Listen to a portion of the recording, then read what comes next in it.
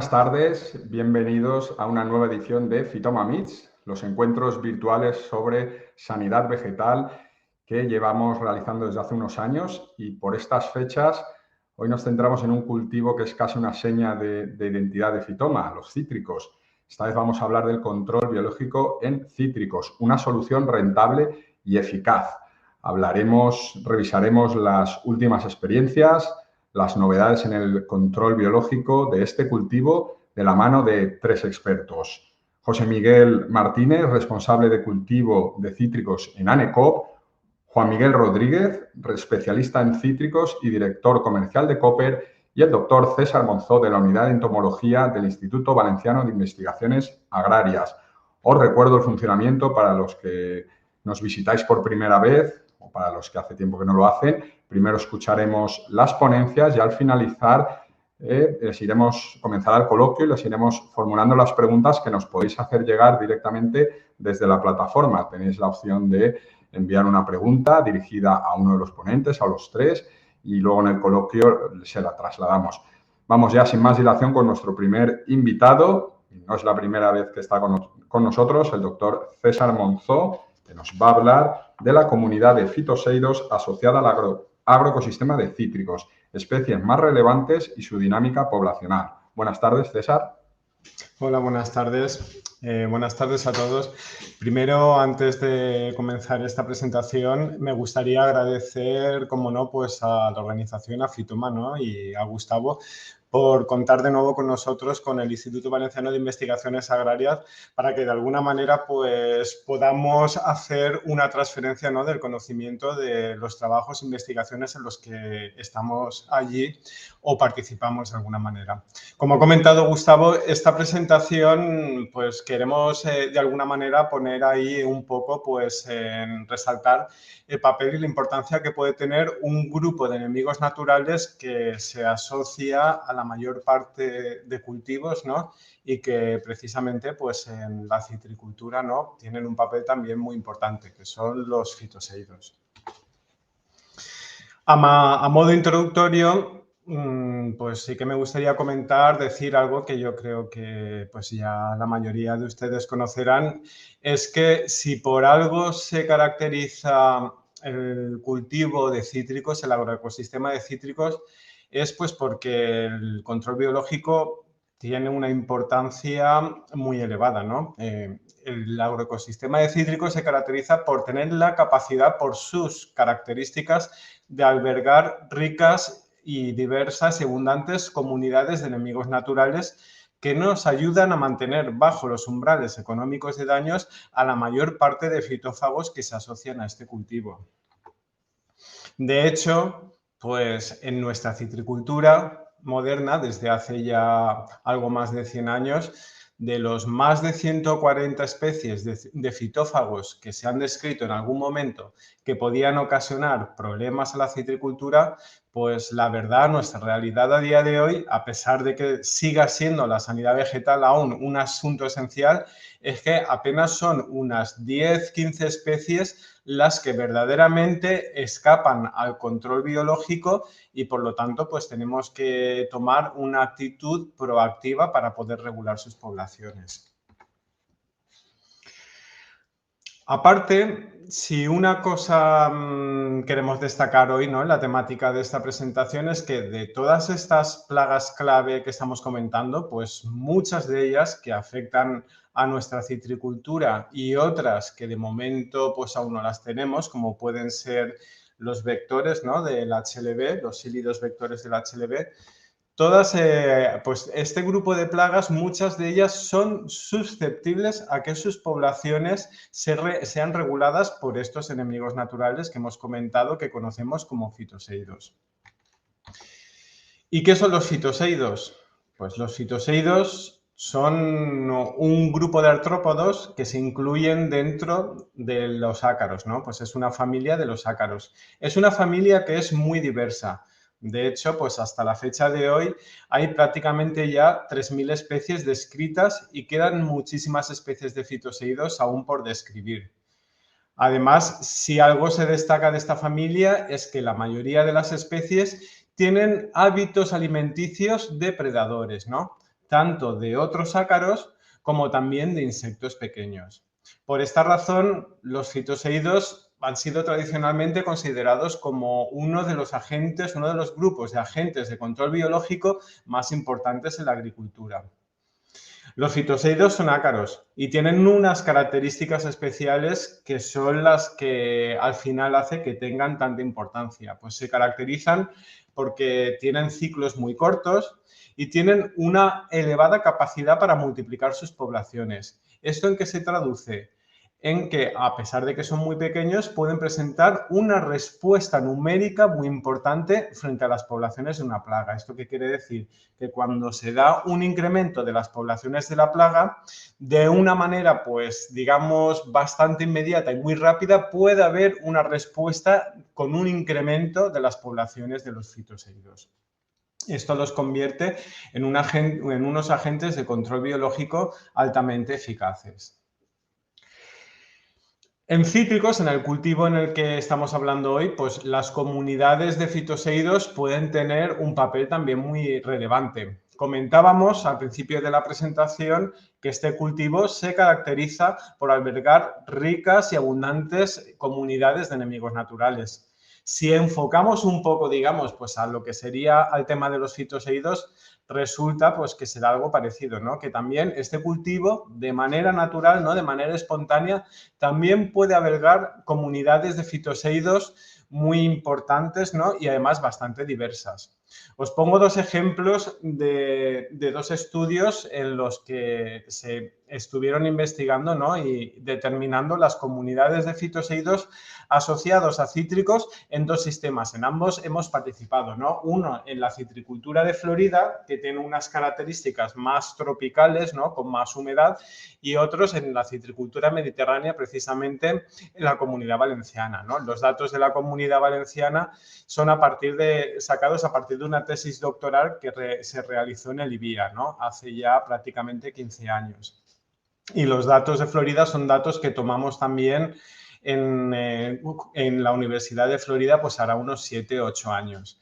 Como podemos observar, en condiciones, digamos, más favorables de ambiente, podemos tener comunidades muy ricas. En el caso de la comunidad de fitoseídos que encontrábamos asociados a cítrico en Florida, pues en 2 años de muestreos encontramos hasta 17 especies diferentes en la copa del árbol. Cuando nos vamos a la citricultura mediterránea, este número desciende, ¿no? Y pueden estar descritas, en este estudio fueron 6 especies, pues igual podríamos llegar hasta unas 10 especies, ¿no? Pero que a pesar de todo, pues es una comunidad bastante diversa. Un dato que llama la atención es que a pesar de que estamos hablando de citriculturas muy diferentes y que se encuentran en continentes diferentes, pues si miramos en los dos casos, la especie que domina, la más abundante, es una especie del mismo género. Es pues del género Euseius, ¿no? En el caso de la Comunidad Valenciana, Euseius stipulatus. Esto de aquí pues tiene su razón de ser. Si nos paramos ahora en detalle a ver los datos que tenemos en la Comunidad Valenciana, pues podemos ver que la especie que encontramos dominante suele ser Euseius stipulatus y luego de manera natural podemos encontrar 3 especies en una abundancia más o menos similar también, que son Phytoseiulus persimilis, Neoseiulus californicus y Triflodromus fialatus. Los datos estos los podemos desglosar según la presencia de potenciales presas, ¿no? De recursos alimenticios que pueden encontrar en la copa del árbol. Y entonces podremos observar que hay diferencias entre ambas comunidades, ¿no? Si nos encontramos en una situación en la que domina como potencial presa el ácaro Panonicus citri, el ácaro rojo Panonicus citri, podemos ver que en este caso Euseius stipulatus sigue siendo con mucha diferencia la especie dominante y en este caso la segunda especie que más domina es Triflodromus fialatus seguido de Neoseiulus californicus. Si nos vamos a un escenario en el que en este caso la presa que está dominando, ¿no? Digamos ahí el recurso alimenticio es la araña Tetranicus urtice, podemos ver que en este caso continúa siendo la especie dominante Euseius stipulatus, pero si nos vamos a la segunda y tercera especie, aquí ha habido un cambio y son Phytoseiulus persimilis, la que es la segunda, y luego se mantiene como tercera especie en abundancia Neoseiulus californicus. ¿Por qué estas diferencias? Pues obviamente se ve que el recurso alimenticio tiene algo que ver muy importante, ¿no?, en las comunidades de fitoseidos que nos vamos a encontrar en los cítricos. Es un factor que va a influenciar mucho, ¿no? Y esto tiene que ver mucho con los hábitos alimenticios que pueden tener los fitoseidos. Vemos que Euseius domina en los dos tipos de comunidades, pero que la abundancia del resto de especies está condicionada por el tipo de presa que podemos tener en nuestros cítricos. Por esta razón creo que es interesante conocer que no todos los fitoseidos tienen los mismos hábitos alimenticios y existe una clasificación en la que hay 4 tipos de grupos en los que se engloban todos los fitoseidos según estos hábitos alimenticios, ¿vale? En el tipo 1 tendríamos aquellas especies de fitoseidos que están altamente especializadas en explotar como recurso alimenticio especies del género Tetranicus, como puede ser Tetranicus urtice, que son especies que generalmente producen muchas sedas. En nuestra citricultura, el ejemplar más característico, la especie más característica es Phytoseiulus persimilis, que como hemos podido ver antes, se asociaba a las parcelas en las que dominaba Tetranicus urtice. En el segundo grupo, en esta clasificación, tenemos los fitoseidos de tipo 2, son aquellos que no están tan especializados, no están especializados en el género Tetranicus, ¿no?, pero que son bastante selectivos en utilizar como recurso alimenticio tetraníquidos en general. Lo que pasa es que también pueden explotar otro tipo de presas. Un ejemplo claro en nuestra citricultura sería el fitoseido Neoseiulus californicus. Este tipo de especies, al tener una dieta bastante más variada, ¿no?, pues tienen mucha más versatilidad, ¿no?, para poder ser utilizadas en diferentes tipos de programas de control biológico, ¿no?, como luego posteriormente comentaremos. En el grupo 3 tenemos los fitoseidos depredadores que tienen hábitos generalistas, ¿no? Se pueden alimentar de diferentes tipos de ácaros, pero también pueden alimentarse, pues, de distintos tipos de distintos tipos de insectos pequeños, de huevos o ninfas, por ejemplo, de moscas blancas, de thrips. Aquí tendríamos, por ejemplo, Triflodromus fialatus, que veíamos que era una especie también con bastante dominancia, o, por ejemplo, se podría incluir Neoseiulus barkeri. Y, por último, en el último grupo en esta clasificación, tendríamos el tipo 4, los fitoseidos depredadores generalistas, pero que están especializados en explotar el polen como recurso alimenticio. Aquí en este grupo tenemos Euseius stipulatus. Claro, el polen puede ser en momentos determinados un recurso muy abundante y Euseius es capaz de completar su ciclo simplemente alimentándose de polen. Claro, esta habilidad le da, pues, a sus poblaciones una mayor plasticidad y resiliencia frente a la falta, por ejemplo, de artrópodos como potenciales presas, ¿no? Pues porque puede utilizar el polen como recurso alimenticio. Y es por esta razón probablemente que Euseius, ¿no?, estos hábitos generalistas tan elevados, sea el género, ¿no?, que domina tanto, como hemos visto, en las comunidades de fitoseidos en la Comunidad Valenciana, como podría ser también, pues, en la citricultura de Florida. Volvemos a la diapositiva anterior y podemos ver en esta tabla, ¿vale?, en la que separábamos la comunidad cuando dominaba Panonicus citri como presa y cuando dominaba Tetranicus urtice como potencial presa de estos fitoseidos, y podemos ver que en los dos casos la especie dominante es de hábitos tipo 4, ¿no?, generalistas que utilizan el polen, pero luego las siguientes en dominancia pues depende del recurso. En el caso de las parcelas en las que domina Tetranicus urtice como potencial presa, el fitoseido con Phytoseiulus persimilis, que tiene unos hábitos muy especializados en ácaros tetraníquidos del género Tetranicus, salta a la segunda posición. Mientras que cuando esta potencial presa no está, Phytoseiulus persimilis, si vemos esta tabla, ¿no?, la de la izquierda, pues prácticamente su presencia es testimonial. Sin embargo, podemos ver como el generalista Typhlodomus fielatus dominará cuando no están los ácaros del género Tetranicus que producen sedas y no son una buena fuente de alimento, y en cambio sus poblaciones tienden a caer más cuando esta es la presa que está dominando. Y por el contrario, hablábamos de Neoseiulus californicus como un ácaro que puede presentar más versatilidad, ¿no? Pues porque está especializado en tetraníquidos, pero también puede utilizar otro tipo de presas, ¿no? Como fuente de alimento. En este caso, se mantiene como tercera, de manera natural, como tercera especie en abundancia en los dos tipos de comunidades. Por lo tanto, hemos visto, ¿no?, que dependiendo de la disponibilidad de los recursos alimenticios, la estructura, ¿no?, de las comunidades de fitoseidos asociados a los cítricos pueden variar. Existen otros factores que también pueden afectar, digamos, a esta estructura de las comunidades de fitoseidos, y eso lo estuvimos estudiando en la citricultura de Florida, ¿no? ¿Por qué? Pues porque allí se estaban siguiendo programas con tratamientos muy intensivos para los vectores del HLB y podíamos comparar bloques o parcelas en los que se seguían estos programas con bloques o parcelas en los que no se estaban realizando este tipo de tratamientos, ¿vale? En este caso tenemos de nuevo dos tablas. En la izquierda tenemos la comunidad donde no se realizan tratamientos y en la derecha donde sí que se están realizando tratamientos.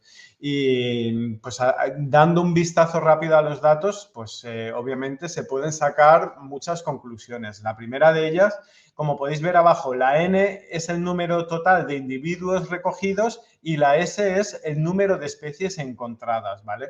Cuando no realizamos tratamientos tenemos 14 especies frente a 9 cuando realizamos tratamientos. O sea que los tratamientos químicos afectan a la diversidad de especies que podemos tener en una comunidad.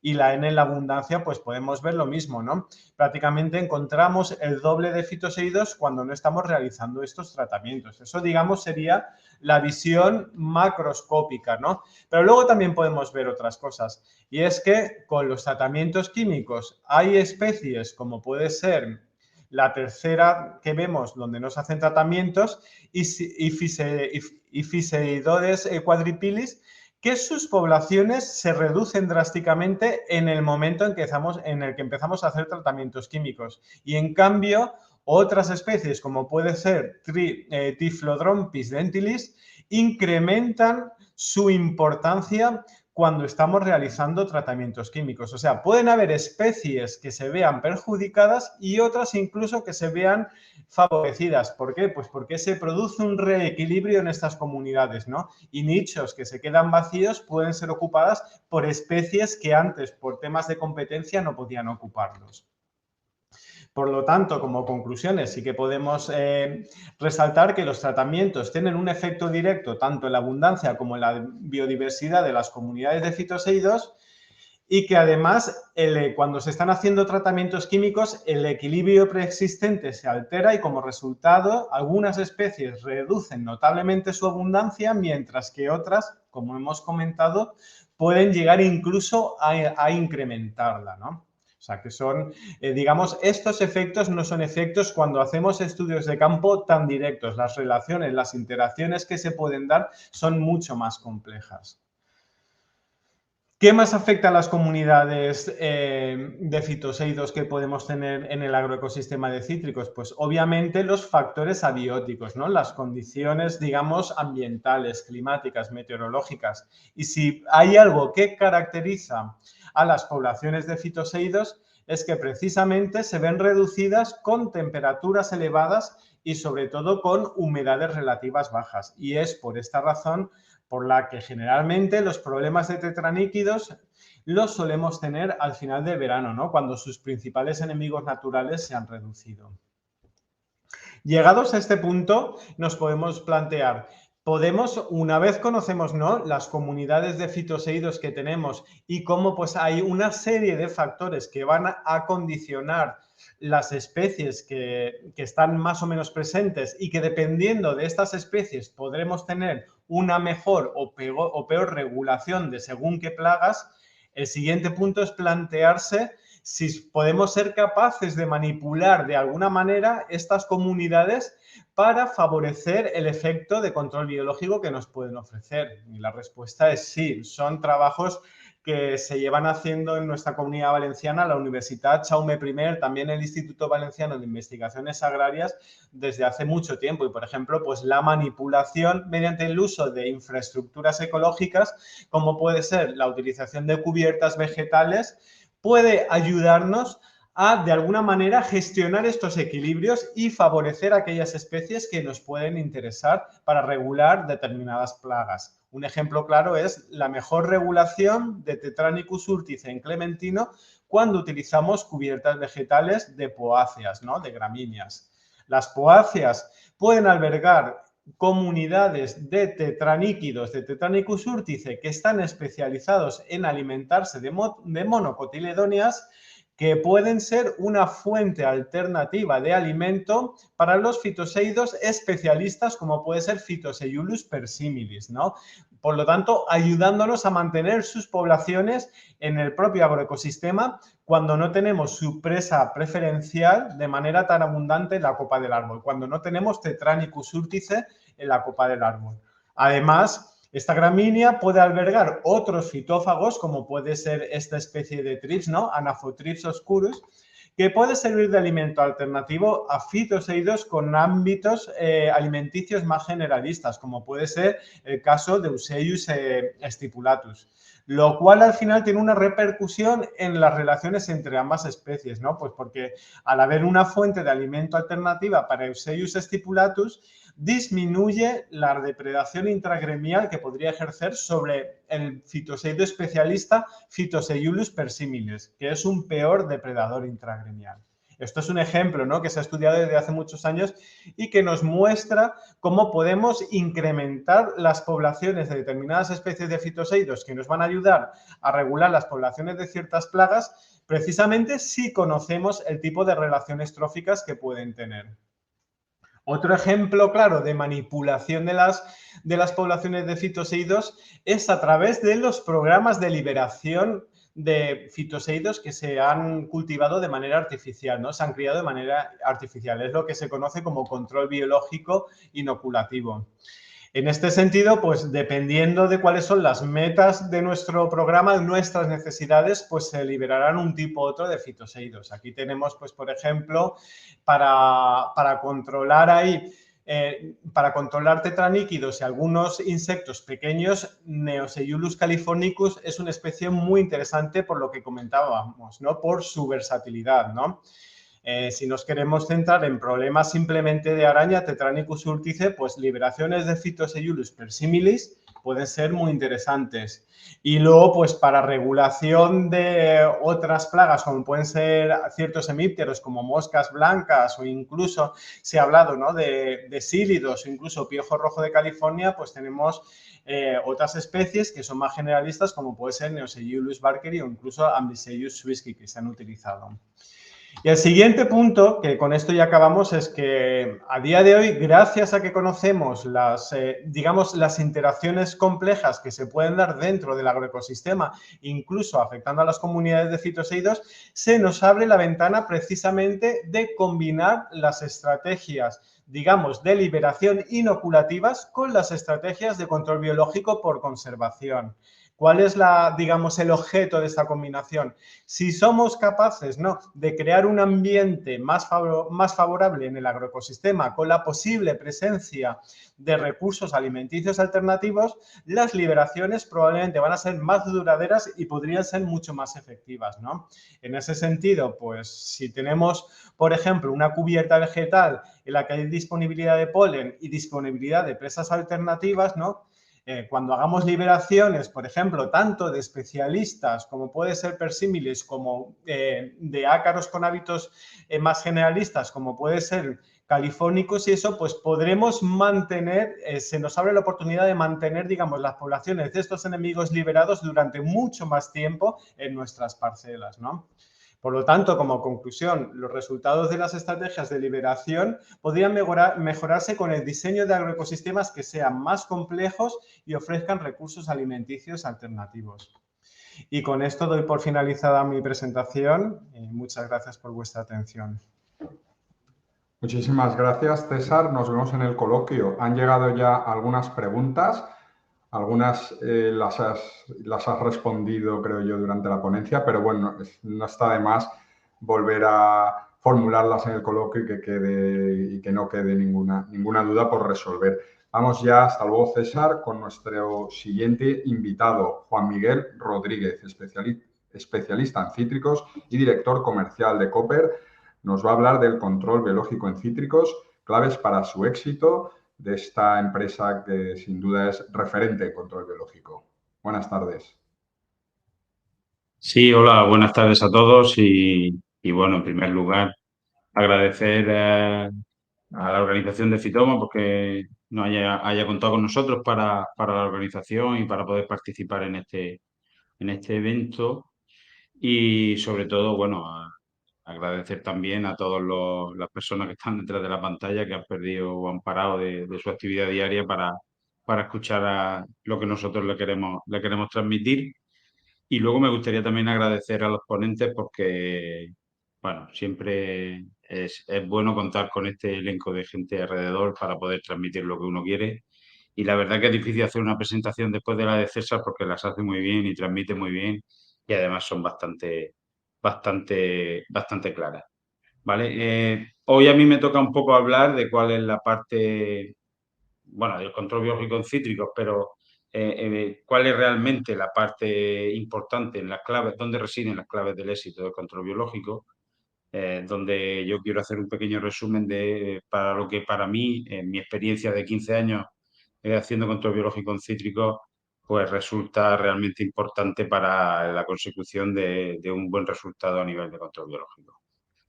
Me gustaría empezar diciendo primero cuál es la situación actual en cuanto al control de plagas en el cultivo de los cítricos en la Unión Europea. Por todo es sabido que hay una política de eliminación progresiva de materias activas por parte de la Unión Europea. Este mismo mes ha dejado de poder usarse abamectina, Closer tampoco está disponible este año, bifenazate y algunos más que vienen en cartera que seguramente no los vamos a tener en los próximos años, lo que está propiciando una pérdida de eficacia de las pocas soluciones químicas que están quedando. Eso además unido a unas grandes restricciones que están promoviendo las grandes cadenas de supermercados en cuanto a presentación de materia activa en los productos frescos y además existe una creciente preocupación por la población a nivel europeo respecto al medio ambiente. Con esta situación existe una demanda creciente y necesaria por parte de los productores de una búsqueda continua de soluciones para el control de plagas en cítricos que sean eficaces, económicamente viables y sostenibles con el medio ambiente. Hoy en día no se entiende una herramienta para el control de plagas en ningún cultivo, pero tampoco en el cultivo de los cítricos que no cumpla como mínimo estos tres puntos básicos que son importantes para poder darle sostenibilidad al sistema del control de plagas. Y es aquí donde juega un papel fundamental el control biológico, ya que cuando nosotros conseguimos que el control biológico dentro de una estrategia de gestión integrada de plagas, ¿vale? Eso me gustaría remarcarlo, siempre tenemos que enfocar el control de plagas dentro de una gestión integrada de plagas. El control biológico es el eje central y todas las decisiones giran en torno al beneficio y al buen funcionamiento del control biológico, nosotros tenemos esta herramienta. El control biológico se convierte en una herramienta económica, eficiente, eficaz, sostenible en el medio ambiente y también sostenible en el tiempo, ya que no genera resistencia y además, como bien ha explicado César, cuando nosotros somos capaces de ir manteniendo un ecosistema vivo dentro del cultivo de los cítricos, no solamente conseguimos mejores resultados en cuanto al control de plagas, sino que todo el equilibrio que se genera nos reporta grandes beneficios. Bien, respecto a cuál es o dónde reside el éxito del control biológico, a mí me gusta decir siempre que no es lo mismo hacer bichos que hacer control biológico. ¿Vale? Hacer bichos, cuando uno llega, realiza una suelta de cualquier insecto y espera a ver qué pasa, puede salir bien, pero muchas veces no es la solución o o la expectativa que uno tiene sobre una herramienta de control. Por tanto, nosotros tenemos que centrarnos en realizar control biológico mediante ciertas premisas básicas. Una de ellas, bajo mi punto de vista, es tenemos que tener una estrategia de control sólida. ¿Esto qué quiere decir? Pues bajo mi punto de vista, quiere decir que necesitamos tener acceso a soluciones para las principales plagas. Actualmente disponemos de esas soluciones para las principales plagas en el cultivo de cítricos, como sería piojo rojo, piojo blanco del limonero mediante el uso de Afiti o desde este año tenemos disponible también el depredador Rhizobium lopantae. Otra de las plagas principales en el cultivo de los cítricos es el control de cotonés, Planococcus citri. Es cierto que en la zona de Valencia del Otococcus beberiae ha cobrado muchísima importancia, pero en general en los cultivos cítricos de España la especie predominante y la que realmente sigue causando gran parte de los problemas y de los quebraderos de cabeza es Planococcus citri, y hoy en día nadie se plantea una solución química para esta plaga, ya que los productos que hay disponibles a nivel comercial son, a nivel de insectos y de control biológico, son altamente eficaces. Y también otra de las plagas que realmente está costando muchísimo trabajo controlar es araña roja, donde nosotros hemos conseguido, mediante el uso de Neoseiurus californicus y Phytoceylus persimili, en los momentos que sea necesario, un control bastante eficaz y bastante sólido. Además, el control biológico está ayudando al control de plagas emergentes como Pulvinaria poligonata, que está generando grandes problemas en el sur de Alicante, o el ya nombrado Condonés de Sudáfrica. Mediante el uso de Cristolaemus estamos consiguiendo al menos mantener las poblaciones a un nivel y reduciendo los daños y los destríos que están generando en la fruta. Próximamente también, insisto, intentaremos poder ofrecer de forma comercial Anagyrus averiae.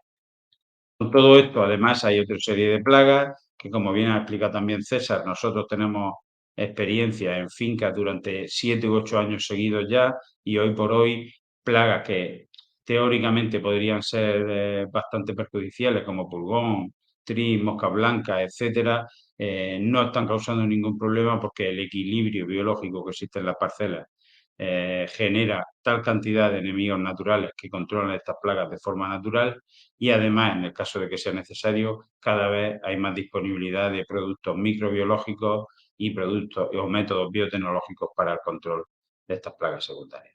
Por tanto, para el control de diaspínidos tenemos dos soluciones disponibles. Aphytis melino es una avispa parásita que parasita tanto piojo rojo, piojo blanco, no discrimina entre ninguna de las dos especies. Se realizan las sueltas de forma periódica durante toda la campaña y es una estrategia preventiva, donde nosotros intentamos controlar las plagas y mantener los niveles de plaga tan bajos que no generen daño o por debajo siempre del umbral económico, de daño económico.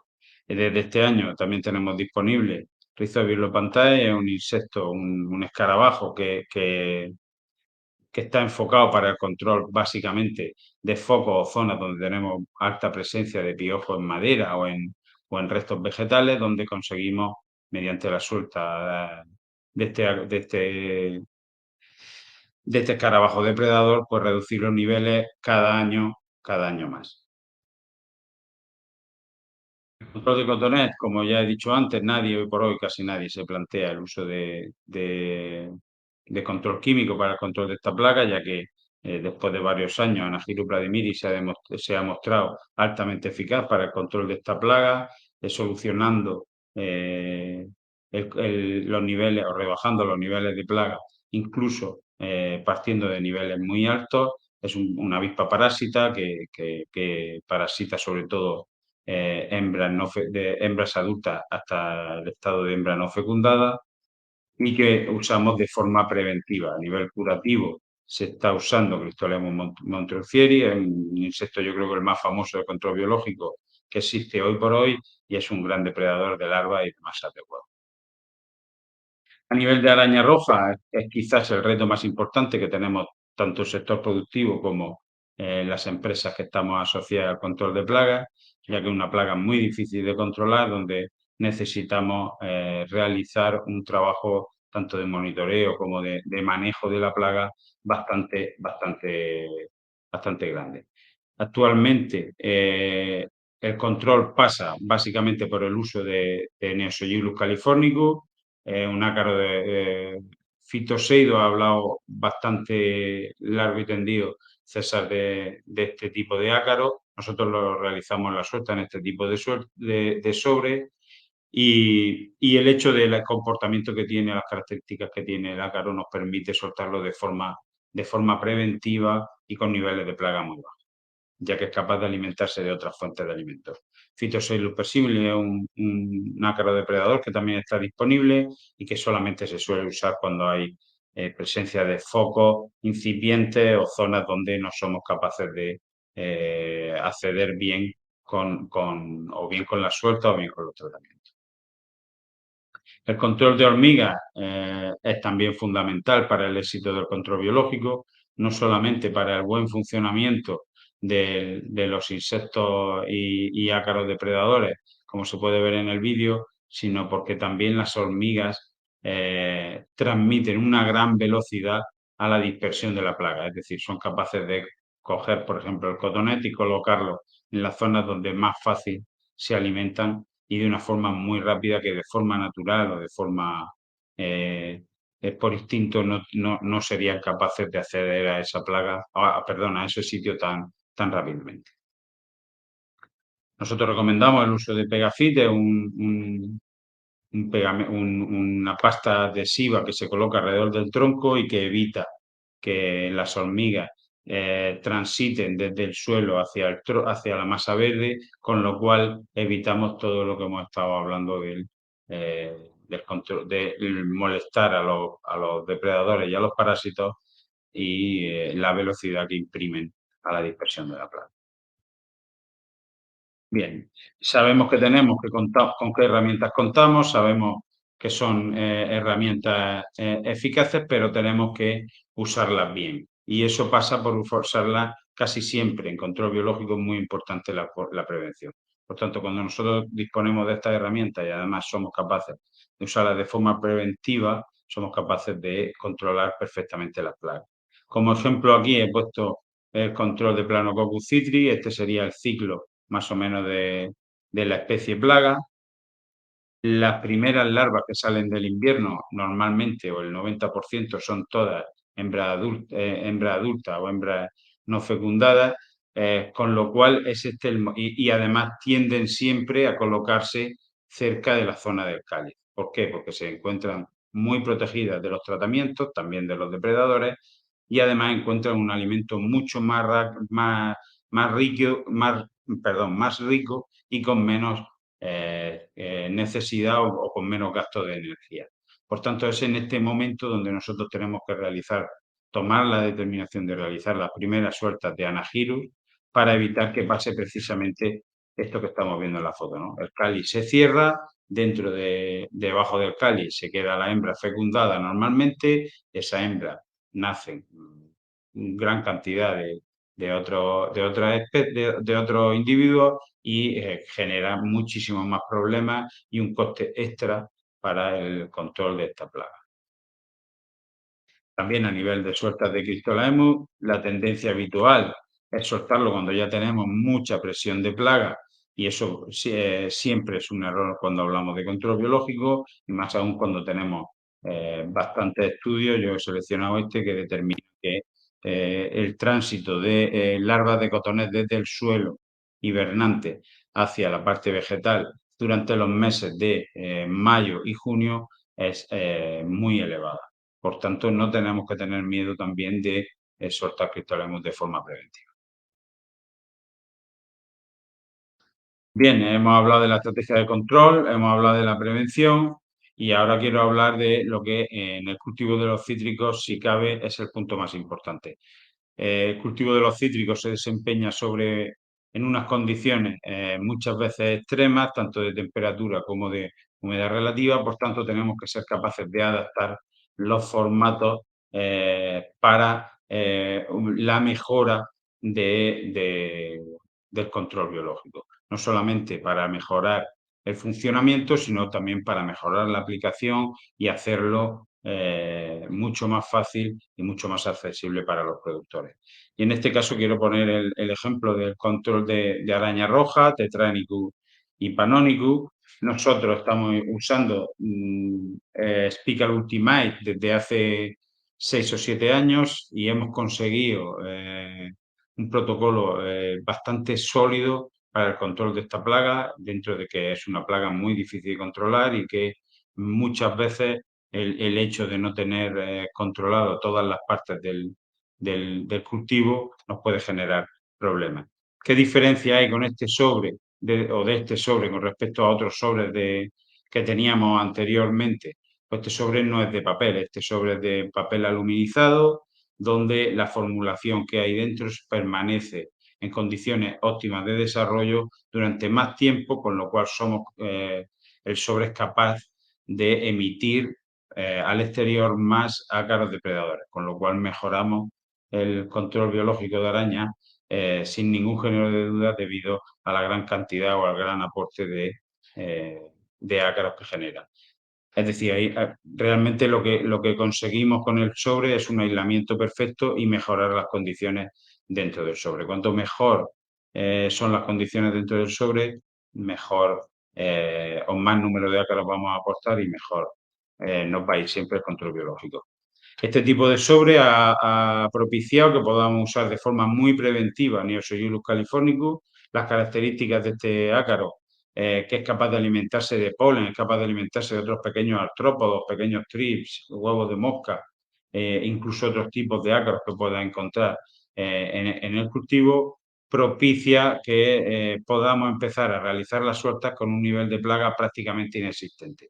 Con lo cual, controlamos las primeras generaciones de araña roja de una forma muy eficaz y reduciendo muchísimo los daños que posteriormente nos van a aparecer en el cultivo.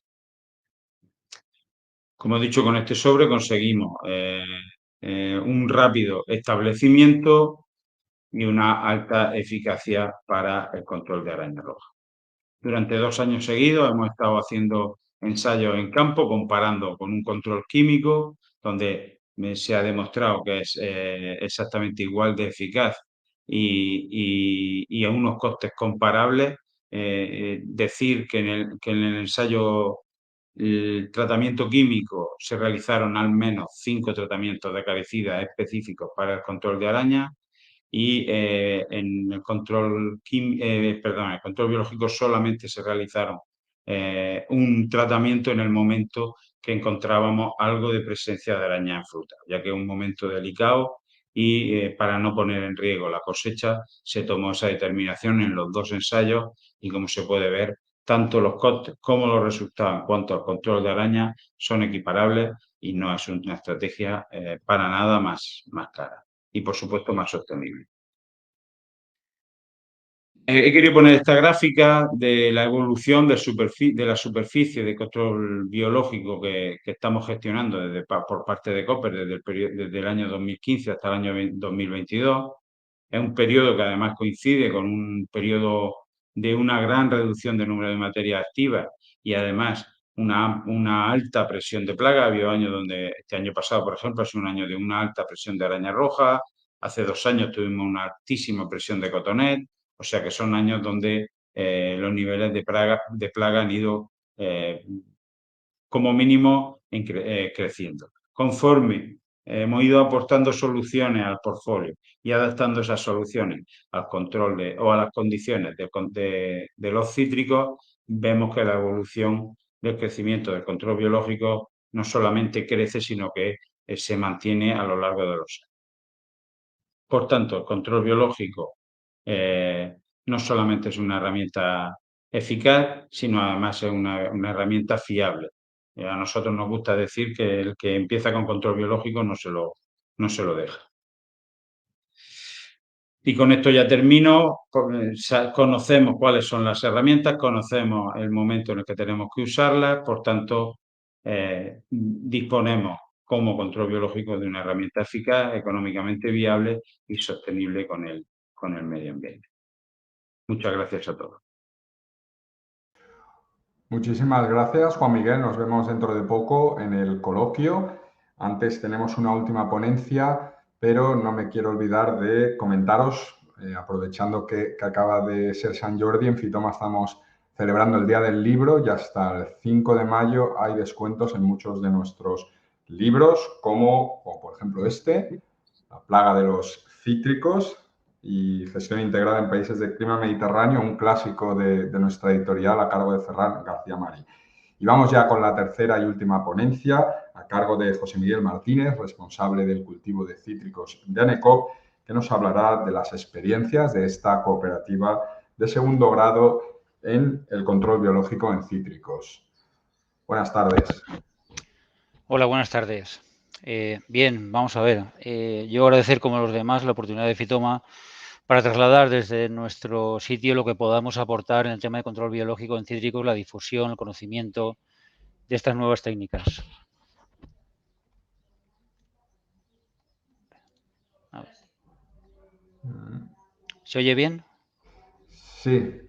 Sí, vale. Se oye, hemos perdido la presentación. A ver si da la pantalla completa.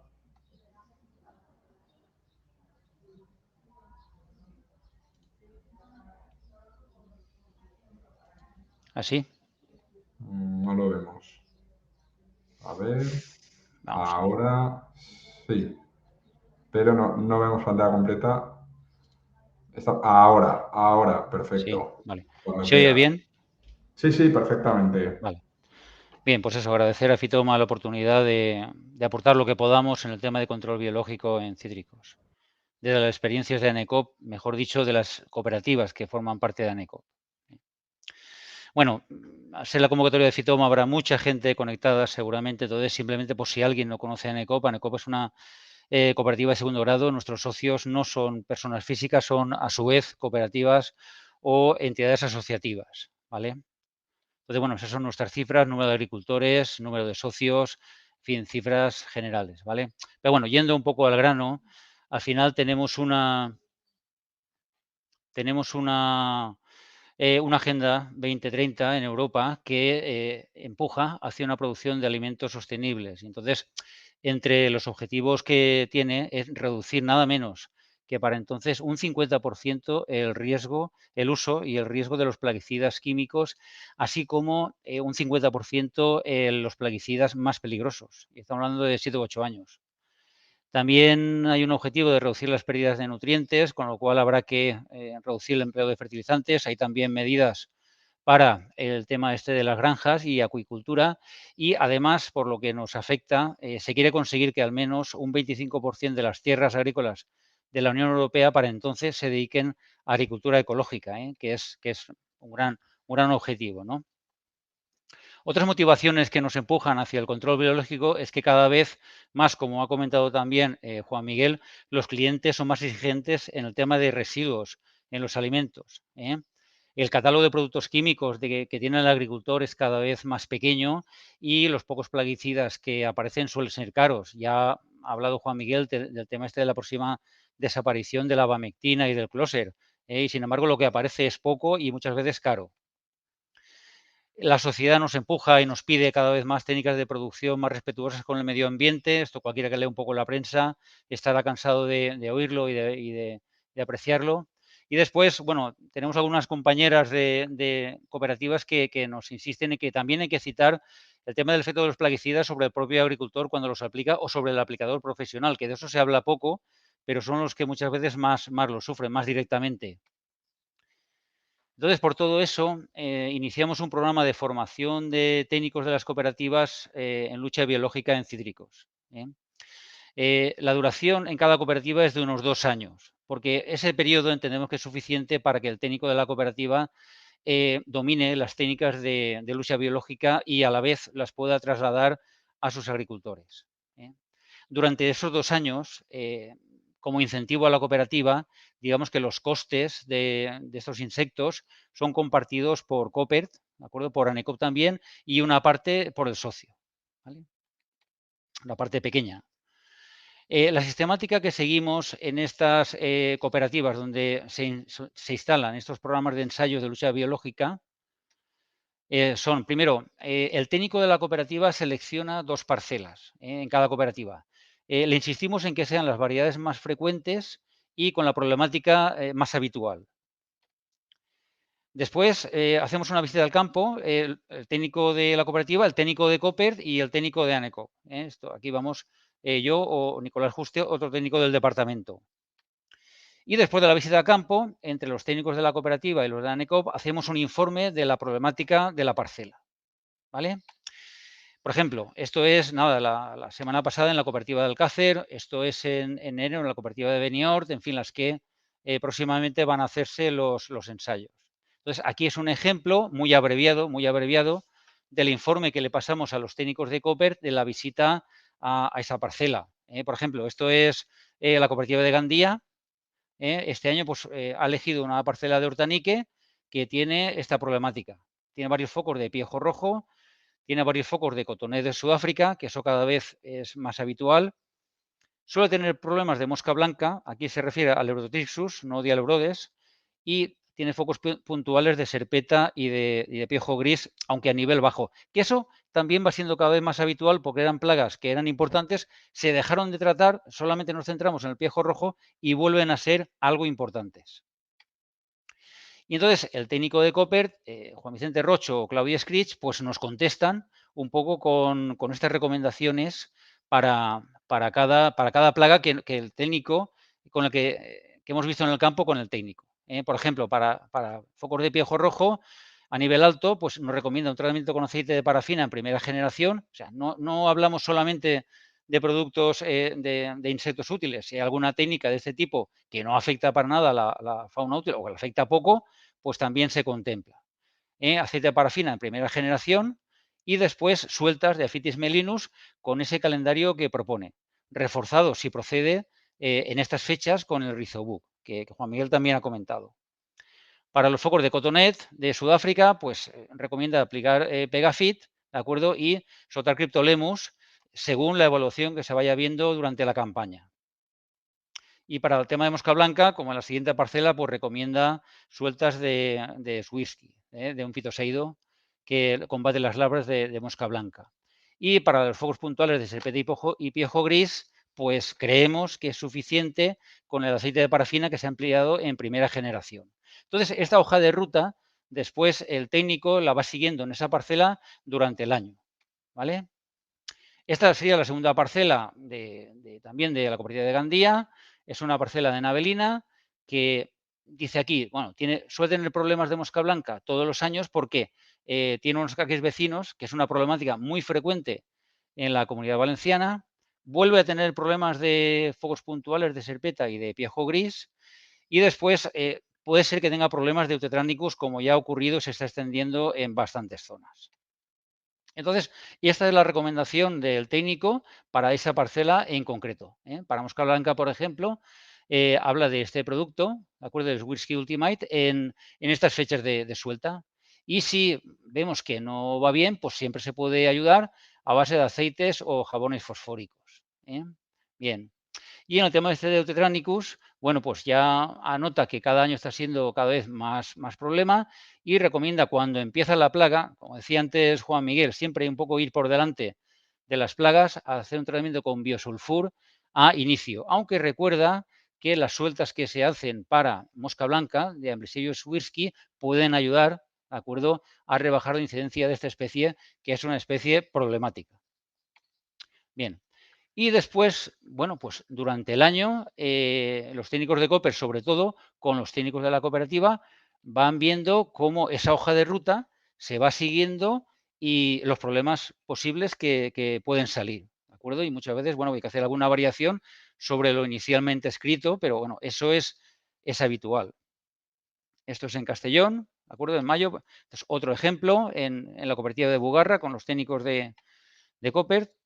Bien, y cuando termina un poco la estación, cuando termina el año, ¿de acuerdo? Final de año, principio del siguiente, con el técnico de la cooperativa, bueno, pues se revisa cómo ha quedado la parcela y el estado de las diferentes plagas allí, ¿de acuerdo? Con cada una de las cooperativas se hace este tipo de visitas con el técnico de ANECOP, ¿de acuerdo? Más al técnico de Coopert y el técnico de la cooperativa. Bien, esto, por ejemplo, Real Sport. Y finalmente le pasamos, bueno, aquí es solamente algo muy breve, no queremos hacerlo extenso, le pasamos un cuestionario a los técnicos de cada cooperativa con los resultados que han tenido, ¿de acuerdo? ¿Cuál ha sido la clasificación? ¿Cuáles han sido los destríos que han visto en esa fruta cuando ha terminado campaña? Importante. Les pedimos también hacer una comparativa entre los costes con lucha convencional, o sea, lo que normalmente sí hacía en esa parcela y lo realizado este año, ¿de acuerdo? ¿Qué se gastaba el agricultor antes de forma habitual y qué es lo que se ha gastado ese año o qué ha costado ese año, ¿vale? También le preguntamos si ha empleado cubierta vegetal. Eso de momento no está muy implantado, está costando un poco, aunque como hemos visto en la charla de César, podría ser muy interesante. Y si ha empleado cubierta vegetal, pues le preguntamos en qué medida cree que ha ayudado. Y al final, las conclusiones del técnico. ¿Creemos que vale la pena? ¿Creemos que no vale la pena? ¿Cuesta mucho? ¿Cuesta poco? ¿Es práctico? ¿No es práctico? Todo eso con total libertad que nos conteste.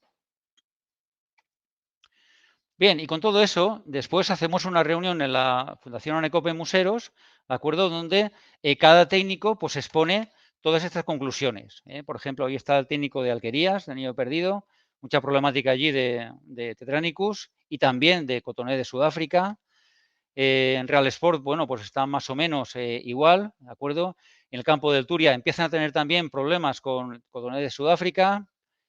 Y bueno, y así cada uno de ellos, cada uno de los técnicos que ese año ha hecho esas prácticas, digamos, de sueltas de insectos útiles, nos cuenta pues cómo ha sido su experiencia.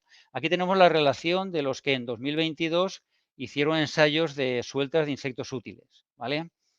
Están marcados en negro los que repetían, ¿de acuerdo? Es decir, estas cooperativas este año ya digamos, de la mano de Coopert y nuestra, dejan de hacer ensayos, ya conocen las técnicas y si les interesa, pues seguirán, ¿de acuerdo? Y si no les interesa, pues no tanto, ¿vale? Y los que están que no están en negrita siguen este año que viene, junto con otras nuevas, hasta un número total de unas 10 cooperativas, que entendemos que es un grupo que podemos manejarnos más o menos bien. Bien, a la pregunta de qué pasa cuando una cooperativa ya ha pasado estos 2 años, bueno, pues tenemos algunos ensayos, esto no llevamos tantos años con estas prácticas, pero podemos decir que hay casos para todos los gustos. Es decir, hay cooperativas como Vétera, que empezó con 2 parcelas para el tema este de tetraníquidos con fitoseidos y ya va por 26, ¿de acuerdo? Porque la gente se apunta, ha visto el éxito y bueno, y se apunta, ¿de acuerdo? Y otras cooperativas que, en fin, están en la lista también, que ha hecho un esfuerzo grande el técnico, se ha ayudado en algunas exposiciones a los agricultores con los técnicos de Coopert y después pues ha tenido una respuesta un poco irregular porque hay socios que han visto las ventajas y otros que lo que han dicho es que no les compensa en el sentido de que todavía disponen de plaguicidas baratos, el turbo lo tienen de casa y la mano de obra que es suya no la cuentan. Pero claro, en esos casos los plaguicidas económicos, como hemos visto, van a ir desapareciendo. Lo normal es que quieran amortizar la maquinaria, que no la supongan a coste cero y evidentemente su tiempo también deberían valorarlo. Con lo cual, ese razonamiento cada vez seguramente tendrá menos peso. En esa misma charla, el compañero José Vicente el que es el responsable de sostenibilidad en ANECOP, pues nos cuenta un poco hacia dónde van las exigencias de nuestros clientes, ¿no? Siempre en el sentido de técnicas más respetuosas con el medio ambiente, menor número de residuos, de cada residuo menor cantidad, en fin, lo de siempre que ya estamos acostumbrados. Y el compañero Egon Cervera, de la Federación de Cooperativas, también nos cuenta las líneas de apoyo, las subvenciones que hay para la lucha biológica, para las sueltas de insectos útiles. Se trata de hacer una exposición rápida, pero, por ejemplo, para la suelta de coleópteros tipo Cryptolemus hay un 39% de subvención y para el tema en los planes operativos. Y para el tema de fitoseidos hay un 53% de subvención, de producto que subvencionan, ¿vale? Antes de pasar a la redacción de conclusiones, al resumen de conclusiones, he querido poner un ejemplo de lo que aquí en Castellón han hecho en una parcela de Clemenules, pues han hecho un estudio económico muy completo. En esta parcela hay problemas del Otococcus, que ya os digo, es muy frecuente, y también Tetranicus, que es lo habitual. Y otras plagas a tener en cuenta en esa parcela son piojo rojo, pulgones y Eutetranicus. Entonces, en esta parcela, es una parcela tipo de Castellón, el técnico hizo un estudio económico muy completo, de forma que en la mitad de la parcela la trató de forma convencional, ¿de acuerdo? Puso las trampas Vinity y después el resto del año pues hizo tratamientos para cotonet y tratamientos para araña roja. La verdad es que con pocos tratamientos tuvo bastante, porque para araña roja, pues con uno tuvo suficiente, lo cual es bastante. Y en la otra mitad de la parcela, pues también puso las trampas de Vinity, porque tiene el problema este del cotonet de Sudáfrica, y a continuación puso las recomendaciones de las sueltas de fauna útil. Si bien, a final de junio, como podéis ver en la lista, tuvo que hacer un tratamiento para cotonet porque las poblaciones crecían demasiado, ¿vale? Pero en definitiva es comparar el sistema tradicional, ¿de acuerdo?, con el sistema de sueltas. Bien, entonces aquí valoró cada capítulo, además muy desglosado, de forma muy completa, ¿vale? Entonces aquí tenemos en tratamiento convencional qué es lo que costó los tratamientos por anegada. Y costaron sobre 150 euros por anegada los tratamientos más el Vinity. El Vinity ya me avisa que el agricultor aquí paga el 50% del coste, el resto lo paga la consellería, ¿vale? Y en la otra mitad de la parcela, bueno, pues anotó el coste de las trampas de Vinity, también el 50%, más lo que le costó tanto de mano de obra como la fauna útil. Aquí es verdad que aquí no ha contado la subvención. O sea, esto es lo que le cuesta al agricultor si no hubiese nada de ayuda de la administración. Y como vemos, el coste es algo mayor, ¿de acuerdo? 150 euros contra 223, ¿vale? Pero es lo que sale y nuestra obligación es mostrarlo, ¿de acuerdo? Vale. Yendo ya a las conclusiones de los ensayos que realizan los técnicos de nuestras cooperativas y que expusieron en esta jornada, ¿vale? Las dosis recomendadas para Tetranicus, que es un problema muy, muy frecuente, parecen suficientes, ¿no? O sea, las 3 sueltas que recomiendan durante el año parece suficientes. Sí que es verdad que el primer año hubo cooperativas que se demoraron un poco en colocarlas, hicieron las primeras sueltas en junio y no tuvieron éxito. Después se han hecho a finales de abril o primeros de mayo el año pasado y esto ya ha ido mucho mejor. Ya digo, con 3 sueltas normalmente se tiene mucho éxito. Después, interesante, para combatir la afitis en parcelas que estén limpias, ¿no? Que lo que se quiere es mantenerlo a niveles muy bajos. Bueno, pues entonces se ha visto que con 3 sueltas viene a ser suficiente y en ese nivel de sueltas, con los precios que tiene la afitis, esta práctica, en este caso, resulta más económica que hacer un tratamiento seguro, ¿vale? Es decir, que el tema económico a veces es favorable en un sentido, pero a veces es favorable en otro. Y en este caso, la verdad es que esto compensa. Sabemos poco de la biología de estos insectos, ¿no? O sea, manejándolos te das cuenta de que sabemos poco de ellos, ¿vale? Por ejemplo, hay socios que después de haber hecho una suelta de espical de fitoseidos, a la semana venía un poniente, ¿de acuerdo? Y se pensaban que les había matado los fitoseidos. Y no es así, porque, como Juan Miguel nos ha recordado, bueno, pues están dentro de un sobre y de ahí van saliendo poco a poco, con lo cual, bien, eliminaron una parte de la población, pero desde luego no toda.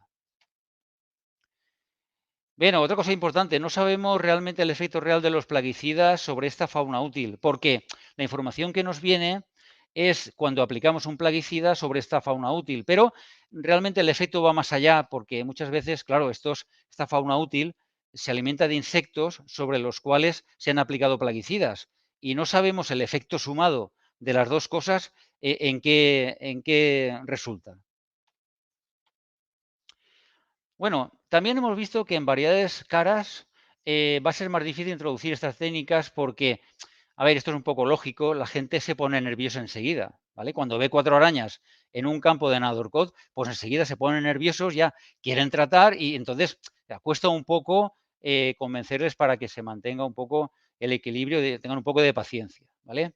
Y también hemos visto el caso contrario, es decir, hemos visto personas que, bueno, se estimaba mucho una cosecha de este tipo de variedades caras, tenían alguna plaga, como por ejemplo piojo rojo, no habían sido capaces de controlar este problema, y después de ensayar la fauna útil había sido exitosa, y entonces a partir de ahí ya no quieren nada más que fauna útil. Claro, en fin, tampoco es eso, ¿no? Pero bueno, que en variedades caras, desde luego, normalmente la gente se pone intranquila más pronto y cuesta más instalar este tipo de técnicas. Eutotranicus ha venido a complicarnos bastante la lucha biológica, ya que varias cooperativas de las que expusieron nos dijeron que el equilibrio con los fitoseidos había sido bastante bueno durante toda la campaña, hasta que al final apareció Eutotranicus, que tiene una biología explosiva y no se pudo controlar con lo que había, y tuvieron que tratar precisamente por culpa de esta plaga. Si no hubiese sido por ella, hubiesen acabado el año sin tratamientos para araña. A ver, también nos han comentado el Pegafid, que lo ha explicado antes Juan Miguel, es una buena herramienta, ¿de acuerdo? Pero hay que llevar cuidado, porque si se aplica y después de aplicar el Pegafid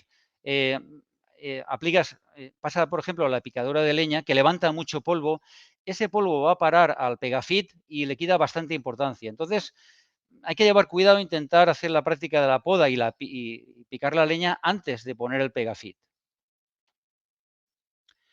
Bueno, importante, son técnicas que exigen agricultores formados, ¿vale? Que sepan reconocer la plaga y los insectos útiles. Esto es un poco un hándicap al que hay que sobreponerse en este tipo de técnicas, ¿vale? Y después, también un comentario bastante general, son técnicas que exigen en general más tiempo que la lucha química tradicional, porque tú al final lo que haces es mantener uno o varios equilibrios que te importan, y entonces tienes que vigilar un poco que se mantiene ese equilibrio en la parcela, ¿vale? El seguimiento de la plaga de desequilibrio tiene que ser como mucho quincenal. Tenemos compañeros que han tenido disgustos porque por temas de trabajo ni él ni el agricultor habían podido acercarse por la parcela en un mes durante el verano. Entonces, cuando han ido, el equilibrio pues se habría, no sé, había quedado mal y hubo que tratar, y en fin, todo eso hay que evitarlo, y el seguimiento tiene que hacerse entre cada 10, 15 días, por ejemplo, en el tema de fitoseidos. Son técnicas en principio un poco más incómodas, es decir, cuando te avisan que tienes que recoger la fauna útil, pues no puedes ir dentro de 3 o 4 días o una semana, hay que recogerla pronto. Y normalmente hay que soltarla pronto. Esto a veces no es ningún problema, pero a veces sí. Por ejemplo, el año pasado, en primavera, que llovía bastante, bueno, pues digo, oye, no vamos a aplicarlo porque está lloviendo o el árbol está mojado, nos esperamos a mañana. Vale, de acuerdo, pero es que mañana volvía a pasar lo mismo y al final te ponías el chubasquero y soltabas la plaga porque no puede estar dentro de la caja varios días, ¿vale? Y otro punto importante es que, de momento, no es demasiado problema, pero hay pocos puntos de venta todavía. Los plaguicidas químicos es mucho más fácil conseguirlos en cualquier sitio. Los insectos se venden solamente en tiendas pues, más concienciadas o más preparadas para esto. Bien, la comparativa económica, que, bueno, esto hemos visto ejemplos para todos los gustos, ¿no? Entonces, pero desde luego depende de muchas variables, depende del tiempo, depende de la parcela, y en ácaros, de momento, parece un poco más caro el control biológico que el control convencional, pero también es verdad que ha resultado igual o más eficaz. En la parcela de antes, el mismo técnico que me decía que era un poco más caro el tema este de la suelta de fitoseidos, sí que es verdad que había salido sin destrío la parcela con fitoseidos, y sí había un poco de destrío en la parcela con plaguicidas, ¿vale? Entonces, con las ayudas de los planes operativos, las cifras se acercan bastante y seguramente con el tiempo esta valoración puede cambiar, porque la fauna útil se va instalando, porque los plaguicidas baratos los van quitando y porque las ayudas seguramente irán subiendo, ¿vale? El tema del coste de cotonete de Sudáfrica, la lucha biológica se estima que de momento es alto, pero ha resultado bastante efectivo, muchas veces mucho más efectivo que la lucha química, ¿vale? Bien, estamos convencidos de que a la larga, digamos que para cada variedad y para cada zona habrá una estrategia con lucha química con lucha biológica, perdón, o algo de lucha química y lucha biológica. Por ejemplo, en Castellón hay bastantes parcelas que ya se llevan con residuo cero y combinan las dos estrategias. Hacen algo de lucha química al principio y a partir de un determinado momento solo lucha biológica. Un tema que queremos destacar, o sea, lo que no es negociable en todo este tema es que haya que conocer o no este tipo de técnicas, por muchos motivos, ¿de acuerdo? Por todos estos motivos que Juan Miguel y yo hemos expuesto y que muchos de los oyentes ya saben, o sea, estas prácticas hay que conocerlas, ¿de acuerdo? Y yo algo que recomiendo es que, porque en este foro seguro que hay mucho técnico escuchando, o sea, no solo que recomiende a otros técnicos que lo hagan, sino que ellos mismos lo hagan, cojan una o dos parcelas y ellos, poniéndose en la piel del agricultor, sean los que vayan a un sitio a recoger la fauna útil, la suelten, hagan el seguimiento y vivan la misma problemática que vivan un agricultor, porque eso les ayudará mucho a entender la problemática del agricultor. Bien. Vale, para acabar, un poco comentar ya las ventajas, ¿de acuerdo? Inconvenientes de esta lucha química, para acabar. Las ventajas es que es un tratamiento selectivo, solamente afectamos a una plaga, no afectamos a fauna útil de nada más, no quitamos enemigos útiles de nada más, ¿vale? Es difícil que con estos métodos la plaga se haga resistente, ¿de acuerdo? Porque, no sé, si un fitoseido se alimenta de un ácaro rojo, por mucho que cambie el ácaro rojo, sigue siendo su presa, ¿vale? Y otra ventaja es que pueden extenderse, lo que inoculamos en una parcela puede establecerse y luego puede aumentarse, como decía César antes, por ejemplo, el fitoseido, el Euseius, tiene la capacidad de crecer rápidamente cuando encuentra un alimento adecuado, ¿eh? Como inconvenientes tenemos que es un control lento, o sea, no hacemos una suelta y a los 3 días, como cuando aplicamos abamectina, vamos y está todo aquello limpio, ¿de acuerdo? Limpio de lo bueno y de lo útil también, no nos equivoquemos, ¿vale? Aquí no, aquí cuesta más el que haga su trabajo, ¿vale? Los resultados son un poco impredecibles en el sentido de que no son seguros. Hay que ir haciendo el seguimiento para comprobar que va haciendo su trabajo, ¿vale? Y un inconveniente está en que es necesario la ayuda de profesionales o de que formemos un poco al agricultor, ¿vale? Bien.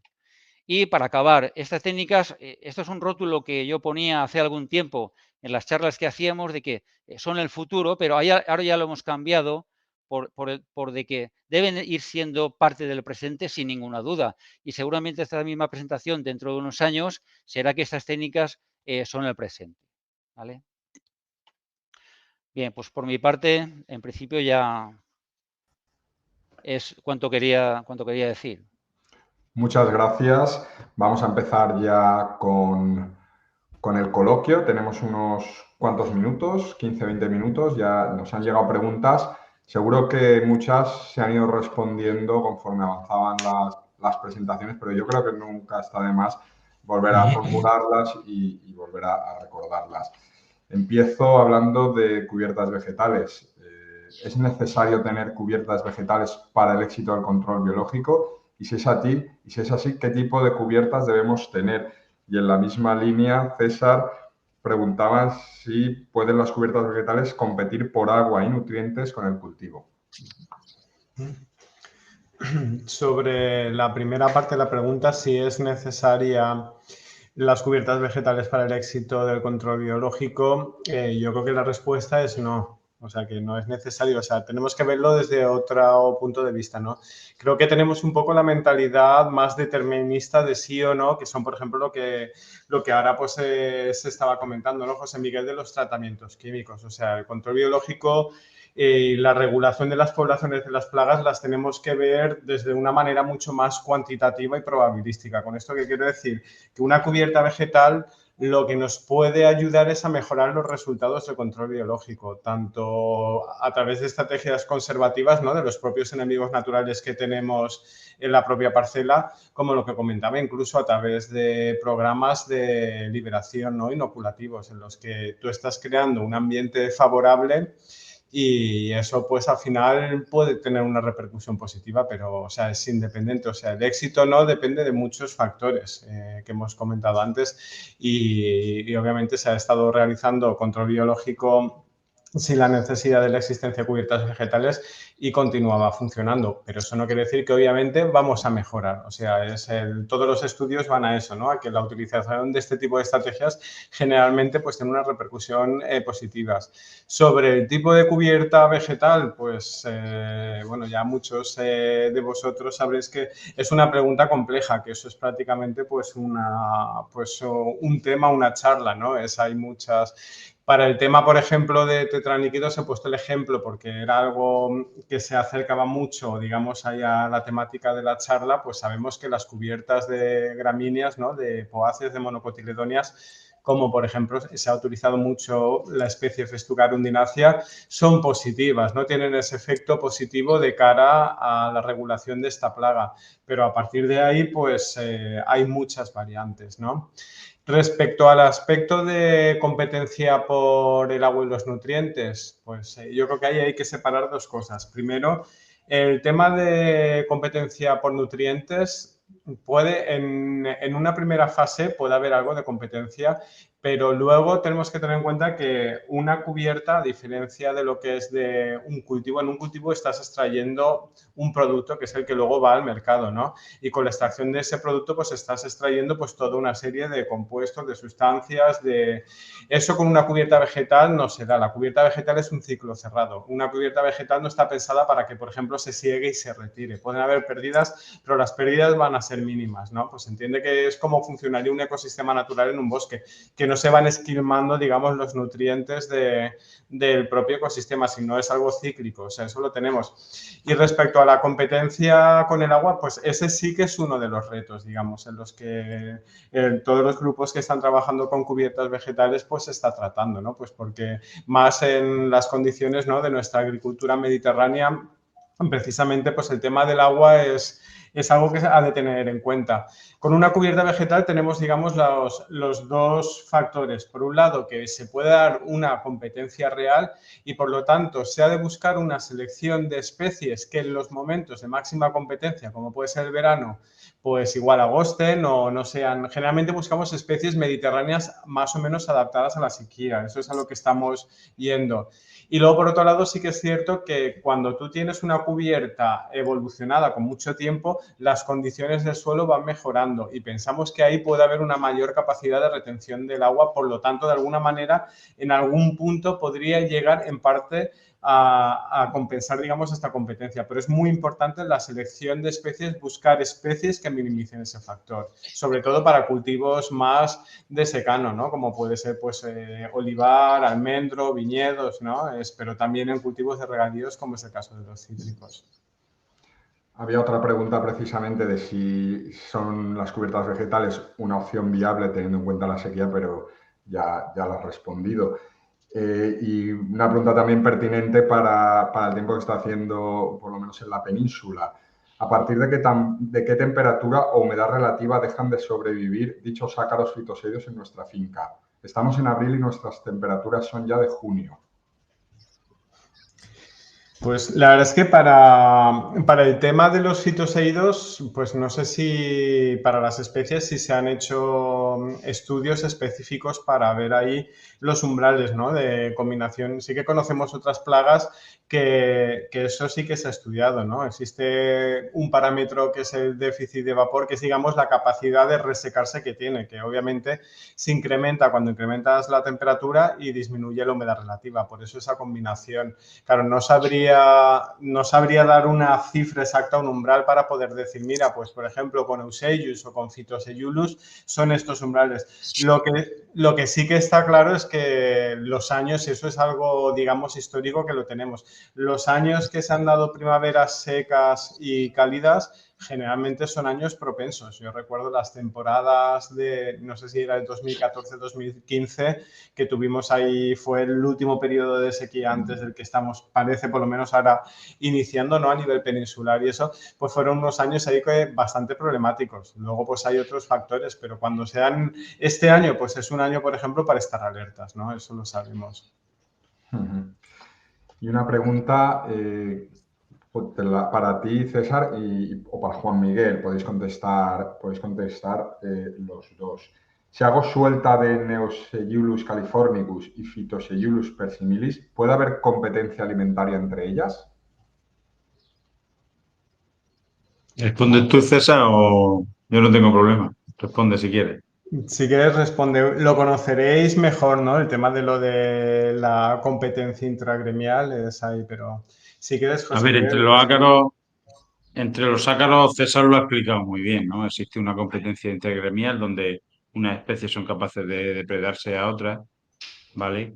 Y siempre que tengamos distintas especies de ácaros, vamos a encontrar ese tipo de relaciones, eso es inevitable. Lo que pasa es que eso no significa que vaya en contra del control biológico, en contra de la evolución de una población o de otra, ¿no?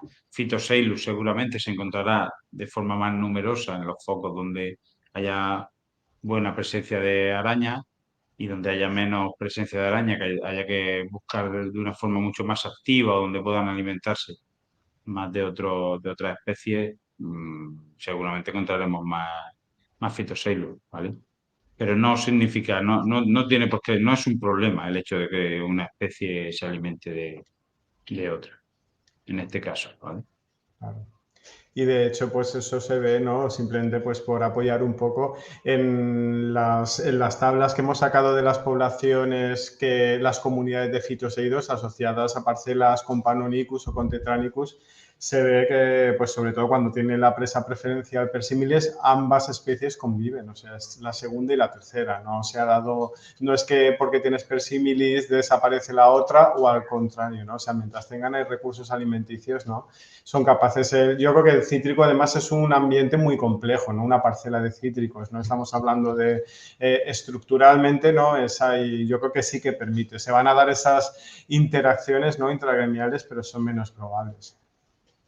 Una pregunta para José Miguel. Soy pequeño agricultor y estoy en una cooperativa. ¿Tengo alguna ventaja si hago control biológico? ¿Me pagarán más por mis naranjas? Bueno, pues es una buena pregunta. Vamos a ver, si estás en una cooperativa, tienes acceso a los planes operativos. Entonces, una parte de ellos, ¿de acuerdo?, ayudan al tema de control biológico. Entonces, Egon Cervera, ya en la reunión que tuvimos aquí en Museros, nos apuntaba que, si no recuerdo mal, creo que eran 39% subvencionado el coste de los insectos para cocinélidos y un 53% para fitoseidos.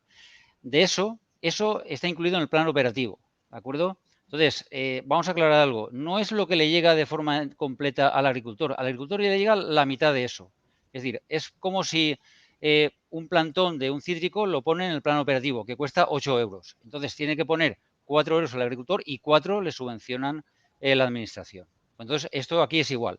Pero estamos hablando de ayudas bastante importantes que todos confiamos que en el futuro vayan a más. Y respecto a lo de que si se paga más esa fruta, debería pagarse más. Pero esta mañana he estado hablando con los compañeros de comercial y entonces me decían que hay no todo, no todo el producto ni mucho menos, pero hay líneas de Carrefour que pagan más, líneas de Intermarché con limón que también pagan más y líneas de Edeka que también pagan más, ¿de acuerdo? Y aprecian especialmente el producto obtenido con estas técnicas, el producto más sostenible y todo eso, ¿vale?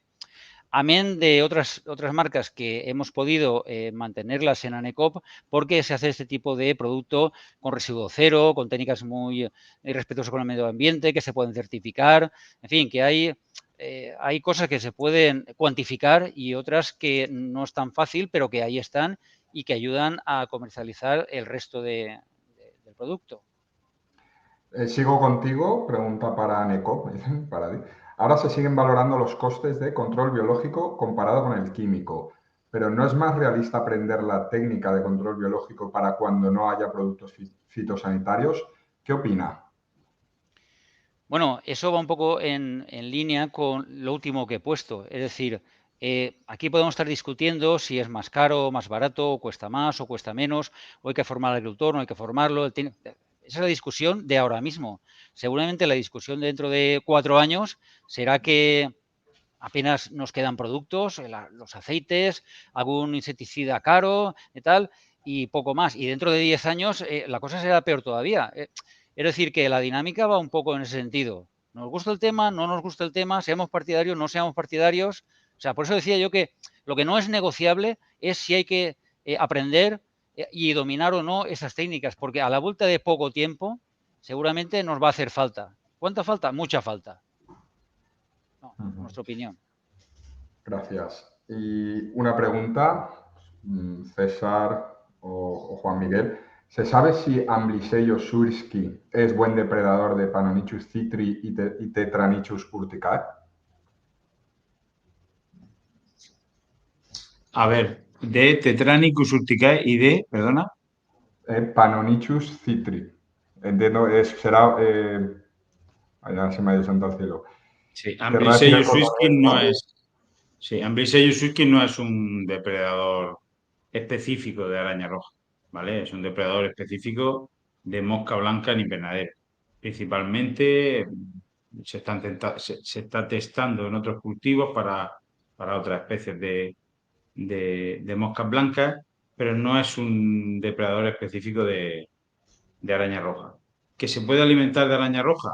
Claro, se puede alimentar de araña roja cuando falte alimento de lo que él siente predilección, se podrá alimentar de eso y de alguna otra cosa, pero lo normal es que se alimente o de moscas blancas o de larvas de trigo, en invernadero, que es donde nosotros lo tenemos más que comprobado. Me preguntan No sé también, si... Sí, no sé si perdona. César quieres añadir algo. No, perfecto, está. Pues mira, otra pregunta. ¿Cómo recuperamos el parásito Cales noachi para mosca blanca? ¿Tiene previsto producirse este parásito? Al menos hasta donde yo sé, la empresa de momento no se lo ha planteado, ¿vale? Lo que sí que tenemos medianamente claro y contrastado es que conforme vamos manejando los cultivos de una forma más sostenible, reduciendo tratamientos químicos, aportando cubiertas vegetales, que para mí no es fundamental, pero es muy importante el uso de esas cubiertas vegetales, mejoramos mucho el control de mosca blanca. ¿Por qué? Al reducir los tratamientos, el CALES aparece y es el que realmente controla la plaga. Si realmente después se demuestra que lo que nosotros pensamos, que con el tránsito de los años y un control biológico se recupera el equilibrio biológico y es necesario algo para el control de mosca, obviamente CALES sería un muy buen candidato. Y seguimos con moscas blancas. Nos comenta Cecilia que en la zona de la Ribera Alta, en la provincia de Valencia, está siendo un problema muy grande las moscas blancas, no solo en caqui, sino ya en cítricos, que ha depreciado un gran porcentaje de naranjas por negrilla. ¿Es la Administración valenciana consciente de los daños que está produciendo esta plaga? ¿Va a realizar algún tipo de acción? No hay nadie de la Administración, pero no sé si, César, puedes avanzar a lo mejor lo que se está haciendo desde Libia. Claro, ¿no? Desde Libia sí que somos conscientes, ¿no? De la problemática creciente que está habiendo con moscas blancas, tanto en cítricos como en otros cultivos. Obviamente sabemos el caso de caqui y ya no solo no centrándose en Aleurotrichus frondosus, ¿no? En el caso de cítricos, ¿no? Tenemos el caso también de Dialeuro de citris, ¿no? Que está afectando a los dos cultivos que estoy comentando eso, y para Bemisia y para el Eurodesminate, que también está siendo pues un problema a final de temporada. Somos conscientes y pues estamos ahí intentando pues ver cómo desarrollar actuaciones, ¿no? Por lo menos desde el punto de vista de la investigación, para identificar exactamente cuál puede ser la causa de esta problemática, ¿no? Que nos viene de nueva, pero que son de especies que teníamos aquí, ¿no? Que estamos eso, y a partir de ahí pues empezar a actuar. Lo que pasa que, pues eso, que estas cosas nos pasan, ¿no? Todo lo que es este tipo de trabajos pues llevan su tiempo, ¿no? Pero sí que somos conscientes desde el punto de vista de la investigación en el IBIA, ¿no? Que es lo que conozco. Bueno, pues quedan Sí, con yo, si me permite una puntualización, Claro. por parte de COPE, nosotros llevamos 2 años haciendo ensayos junto con ANECOP para el control de plagas en caqui, y una de las plagas que hemos conseguido, creo, más o menos, llevar a camino el control de mosca blanca mediante el uso de Swizzkey. Aquí sí que tenemos datos de que puede ser un buen depredador para el control de mosca blanca, y también estamos en vías de solicitar un registro excepcional para un producto microbiológico. Es un hongo entomopatógeno, Lecanicilium. El producto se llama Micotal, ¿vale? Y bueno, estamos a la espera de que nos responda el Ministerio y esperamos tener el registro excepcional pronto porque la verdad que los resultados que tenemos son bastante buenos. Perfecto. Y ya ampliando también a otras plagas, preguntan, ¿cómo controlamos el cotoné de Sudáfrica, la mosca blanca o los trips que están apareciendo si no tenemos bichos que se los coman? Bueno, a ver, el control de los tocopos, por orden, ¿no? Me has dicho cotones de Sudáfrica, trips, Mosca sí. blanca y trips. Sí, Mosca blanca y trips. Bueno, mosca en blanca ya campo. digo, yo ya he dado mi versión, yo creo que con el simple hecho de ir reduciendo tratamientos químicos, sobre todo no agresivos, pero también tratamientos químicos que se consideran ecológicos o biológicos, pero sí que generan una frecuencia muy alta en el número de tratamientos, vamos a conseguir reducir bastante los problemas de mosca blanca y vamos a aumentar la aparición de cales. ¿Vale? Respecto al cotonés de Sudáfrica, tenemos autorización para producir Anagyru averiae.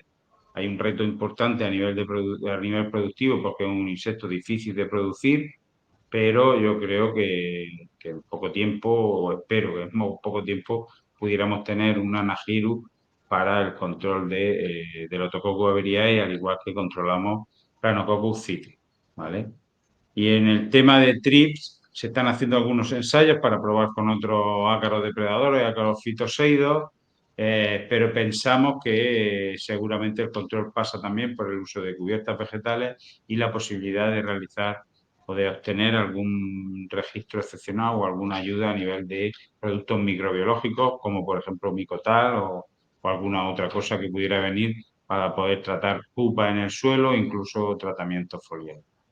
¿Vale? Actualmente yo creo que la mejor opción es reducir tratamientos, potenciar la presencia de fitoseidos en el cultivo, no solamente fitoseidos comerciales. César ha hablado de 9 o 10 especies distintas, es que son capaces de interactuar con este tipo de plagas y seguro que por lo menos vamos a ser capaces de reducir los riesgos de presencia de daño. Y una pregunta para José Miguel. ¿Cualquiera puede hacer control biológico? ¿Necesito un técnico que me lleve la finca? ¿Es difícil? También buenas preguntas.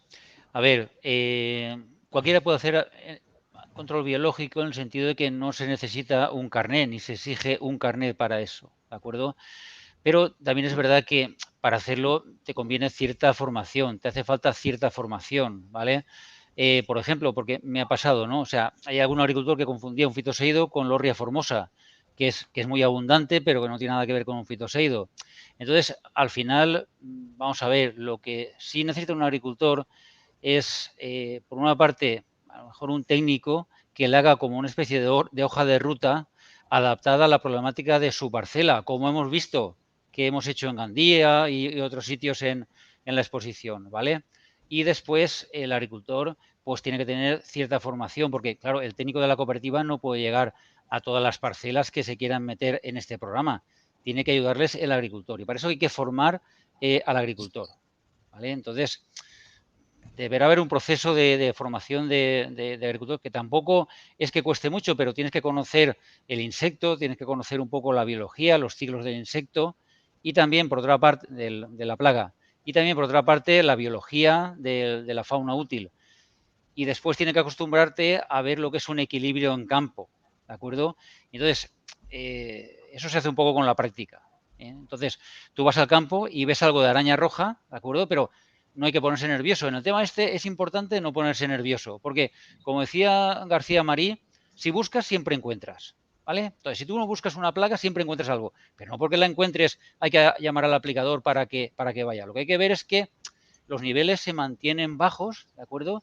Y lo vas manteniendo bajos hasta que acaba la campaña, recoges la fruta, no hay apenas destrío de nada y a otra campaña siguiente. Esa es un poco la dinámica.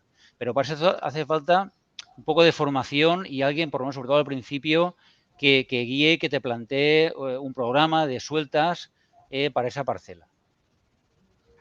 Pues hemos Gustavo, sobrepasado ya perdona. la hora y media, pero sí que me gustaría acabar con, pues, mira, llega otra pregunta, cosas del directo.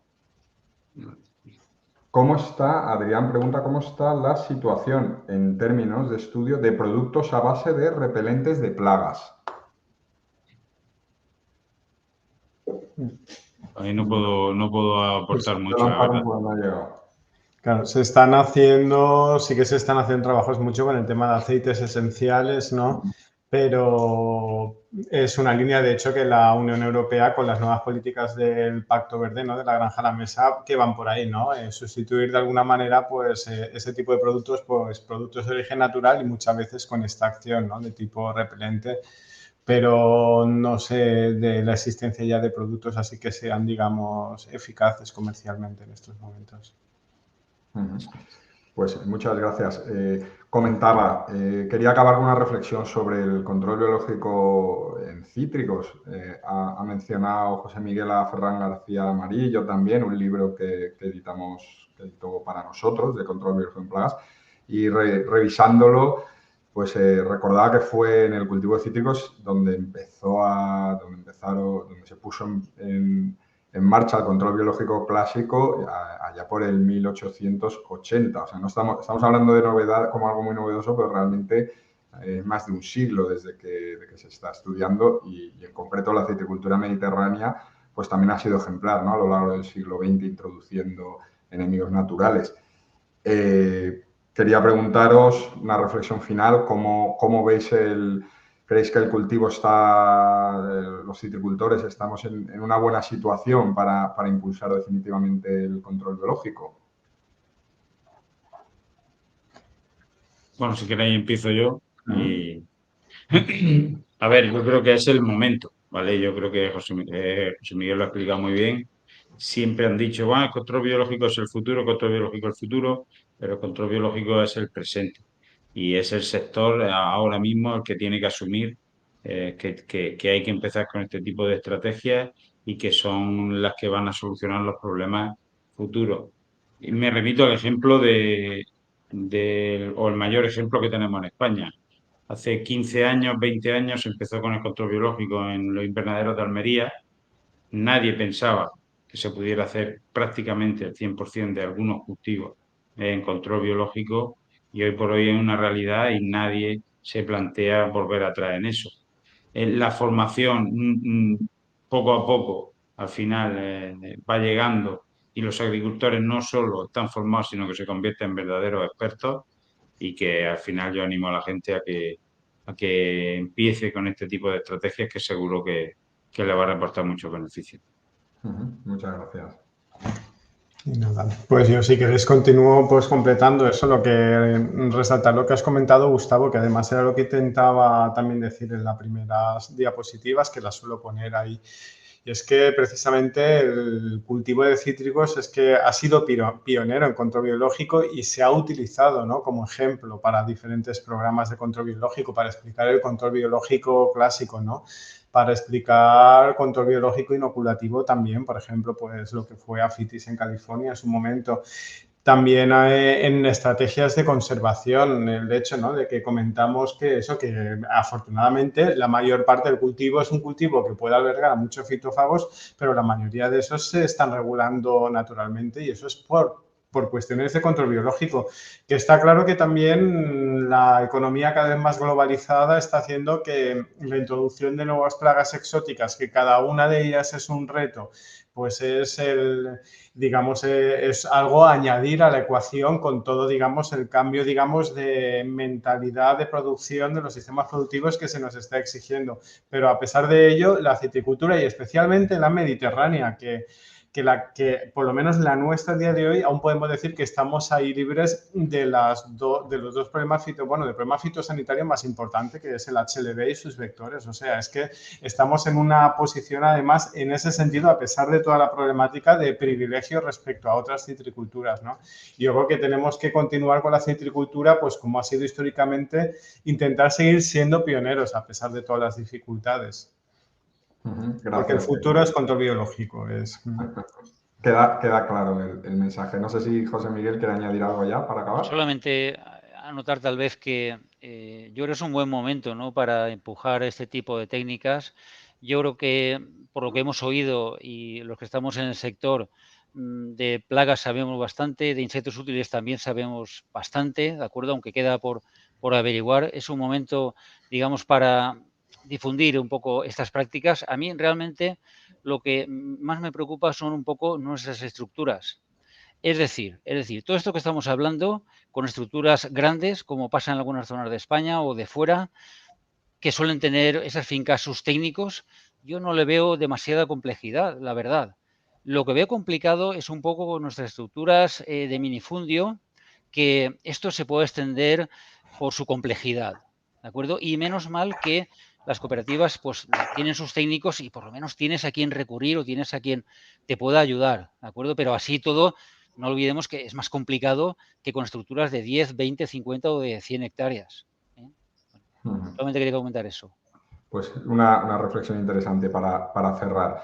Muchísimas gracias a los tres por estas casi cerca de 2 horas dedicadas al control biológico en cítricos y muchas gracias a todos los asistentes que lo han seguido, que han participado con sus preguntas. Esto en breve estará también en el canal de YouTube para el que no haya podido conectarse o quiera volver a verlo, estará en abierto y podrá verlo en cualquier momento. Nada, desde Fitoma, muchas gracias y les emplazamos para el próximo Fitoma Meets, que ya informaremos de cuándo y sobre qué tema tratará. Hasta luego. Hasta luego. Gracias, hasta luego.